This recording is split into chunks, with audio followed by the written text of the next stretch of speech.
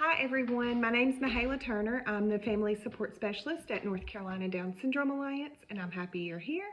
I wanted to take a moment today to talk to you about muscle tone versus muscle strength. Chances are, if you love someone with Down syndrome, then you have heard the term low muscle tone.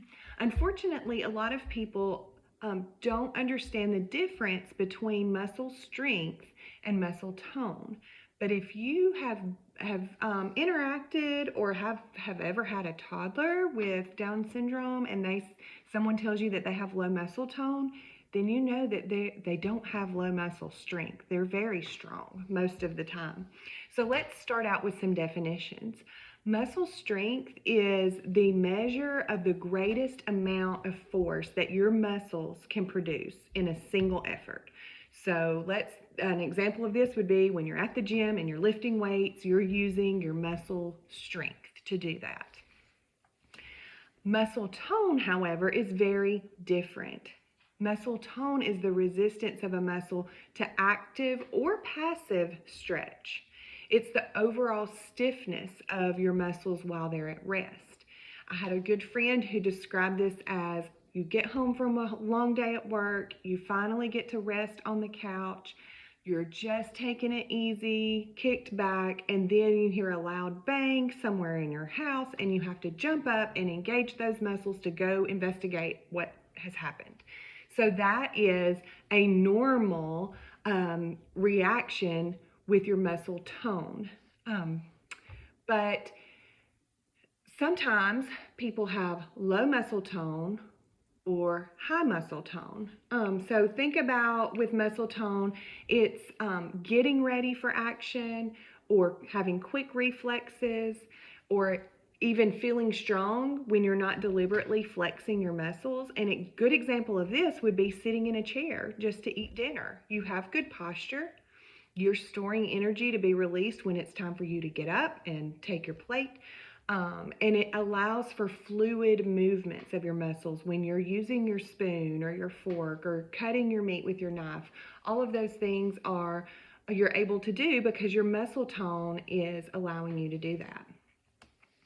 So diving down a little deeper into muscle tone, you have like your happy place of muscle tone where most of us are, where we have those quick reflexes, we have that good posture, all of those things.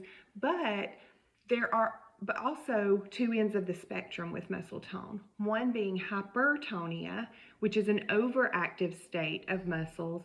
Your muscles cannot relax. If you know someone who has cerebral palsy, they tend to have hypertonia.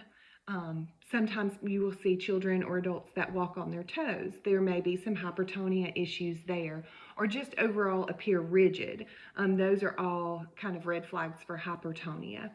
Another type of muscle tone is hypotonia, and that is low muscle tone. That is what people in the Down syndrome community are more familiar with, chances are. And your muscles, if you have hypotonia, then your muscles are slower to react. And they're also unable to sustain that contraction as it is needed. So you may hear words like floppy or soft or mushy to describe a person or a child who has hypotonia. And the treatment is completely different for hypertonia versus hypotonia. Definitely, if hypotonia is something that your child struggles with, you want to talk to your physical therapist or occupational therapist about some compensation strategies or even correction strategies on how to improve the muscle tone. So some characteristics we tend to see with hypotonia or low muscle tone are poor head control, delayed milestones such as rolling, crawling, walking, weight bearing, all of those things, clumsiness, hypermobility of joints, so being extremely flexible. I know I see a lot of times I think, how in the world are they sleeping like that? That does not look comfortable because their leg may be up above their head. They're just extremely flexible. An open mouth posture with excessive drooling, speech and feeding issues, fatigue, and then also some compensatory strategies or shortcuts that they have kind of created on their own to make things a little easier. And although, that's great that they've created those strategies or shortcuts, sometimes that can affect development down the road. So we want to correct those shortcuts when we can, alongside our therapist. And then another characteristic of hypotonia could be fine motor issues such as handwriting and even feeding. So just a few quick tips, tricks, or strategies is before you begin tasks that are pretty demanding, you may want to do a quick warm-up activity, 5 minutes. Take 5 minutes to play with Play-Doh, jump on the trampoline, do hopscotch, make a sensory path. There are many, many things you can find online that have to do with sensory paths, and it's just them using all of their senses, getting input with all of their senses to kind of activate all of the muscles that may be needed for a learning task. Next is to have a positive reward system. Not only are we asking our kids to do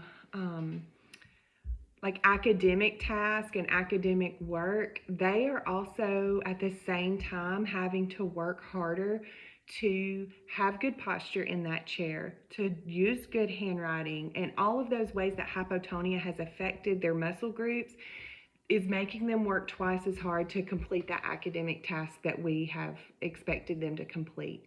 So we don't want to force or shame them, but rather reward their trying, not rewarding perfection, because when do we always get it perfect anyway, even as adults? They know that it's hard to keep up, and if we continue to reward that trying, then they will continue to work and want to work well for us. Another quick tip or strategy is to create an obstacle course. You can create an obstacle course in your home. You can create an obstacle course on the sidewalk.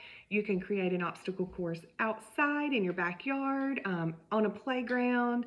You can make an obstacle course anywhere, and you just have to use a little bit of creativity or ask our trusted friend, the internet. There are tons of ideas for obstacle courses out there. The last strategy I have is to participate in games and activities laying on the floor, on their belly. If they're getting the work done, does it really matter that they had to sit in a chair to do it? I mean, if it means laying on their belly to complete some handwriting pages or some math problems, and they do better laying on their belly because it doesn't require as much control of those muscles, then we need to allow them the space to do that.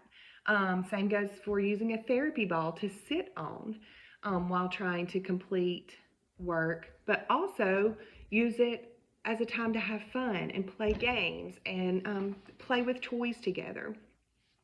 You can use, board games, container games, just drawing together, laying on your bellies on the floor is a really good way to work on that low muscle tone. And then lastly, I think I said my last one was last, but this one really is last. Get outside. It is almost springtime, so the weather is going to start improving, and we can go outside to run and walk and ride bikes and scooters. Even if they're not great at it, it's okay. We just want to engage those muscles. It is not about who does it the best or how they improve. It's just to get out there and try. Go to the playground together, practice pushing and pulling objects such as a wagon or some kind of cart or stroller. And so in conclusion, I just want to make sure that we know that improving our muscle strength is very different than improving muscle tone. Muscle tone is actually related to our central nervous system, and so there's really no quick fix for that. We can't come up with some workout routine and build up to this perfect muscle tone. It's just going to be something that we work on every day. We move every day. We allow rest when it's needed, and most importantly, empathize. Understand how difficult some tasks can be sometimes and empathize with that, and then try again next time. If you have any questions, please reach out to us. We're happy to help, and I look forward to seeing you again soon.